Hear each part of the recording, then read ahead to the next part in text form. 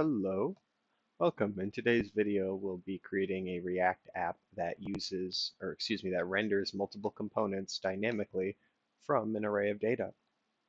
To begin, we'll be using the map function to dynamically render the data.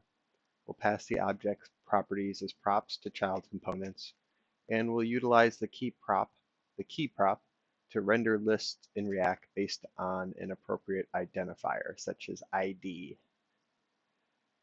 To get this thing started, you have to run the npm create vite at latest command, followed by the project name and the template. We're using React template.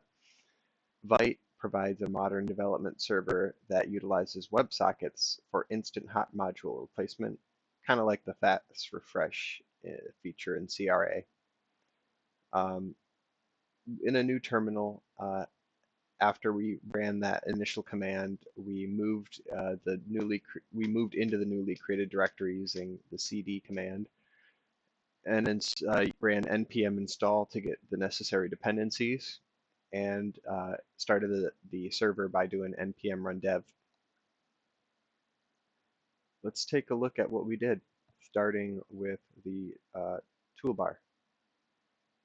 So here you have we'll start with the alert button. Here you have the function alert button, which has the message and the children. The constant handle click uses a message, an alert message to handle that, and is immutable, and returns. This is the second prop for the children. On click, this is how it's handled, and we're exporting it to we're exporting that, doing via default export.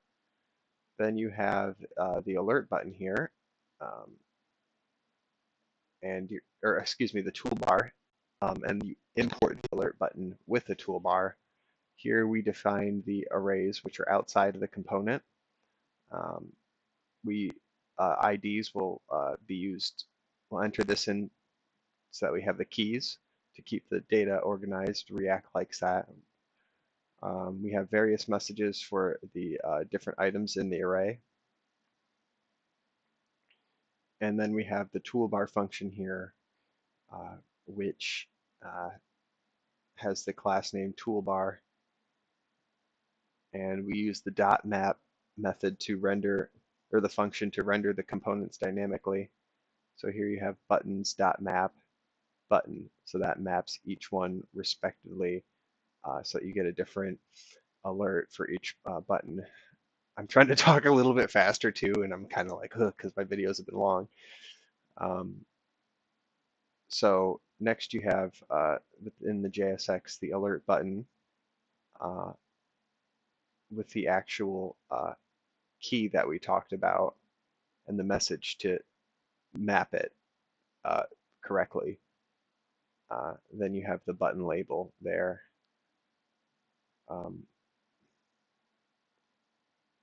Sorry, I forgot. I was like, what does button label do? That's what button label does. It just download, share, whatever.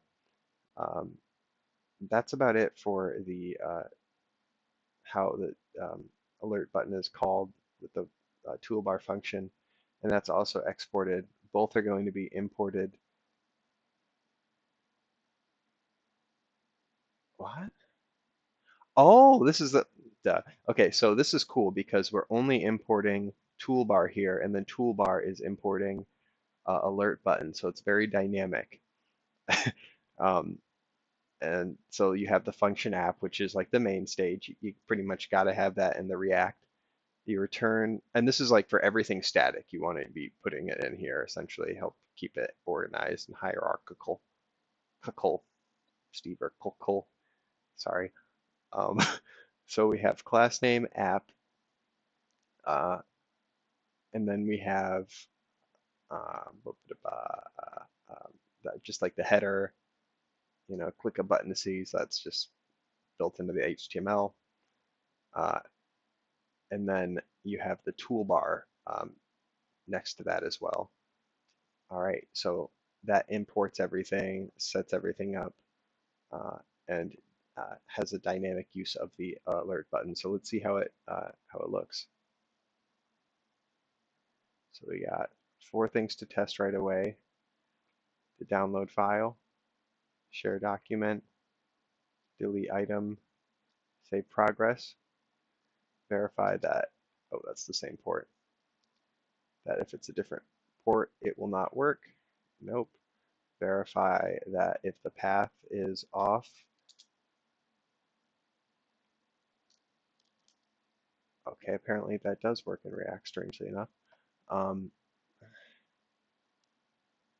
we could also do something like remove the import statement or import car from car just to make sure that that is connected to the core logic. Yep, that fails to import it. And then one other test we could do is we could say, where's the actual toolbar and the data? So if we try to play with the ID, what happens if we give it an ID of 0? Downloading. It still works with an ID of 0. What about -5? If we give it a negative identifier, that actually surprisingly still works as well. But it might cause issues later on. So you would want to have like some error handling, and you want to make sure that ensure purity with the components to avoid things like that. I'm not saying this to say that this is the finished product. I'm saying this is the type of stuff you would test, okay? So don't misconstrue my words, please. Anywho, that's about it for dynamic alert buttons with props. Hope you enjoyed this one, and thanks.